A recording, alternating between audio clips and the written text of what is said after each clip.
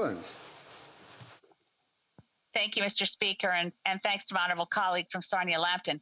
It's certainly, I want to say it out loud because I haven't had a chance. It's good to see this conversation about how we reduce emissions and trying to get to a real plan. And in that, I want to say it will be great to see the Conservatives in this country join Conservative leadership over decades, going back to Margaret Thatcher, in understanding that climate science requires a response. The concern I have, though, is the honorable member has suggested that carbon sequestration should be offset in the addition of our megatons of pollution. We already know from our scientists that Canada's boreal forests are a net source of carbon because of insects, diseases, and fires. We already know that our permafrost is thawing, creating its role as a net source of carbon.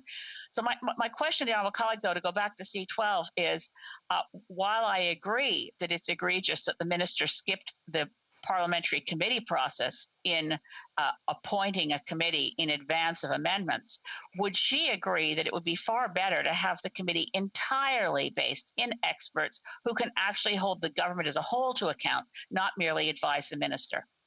Member for Sarnia-Lambton. Well, thank you, Mr. Speaker. I'd like to thank my colleague. I know she's always passionate on this file.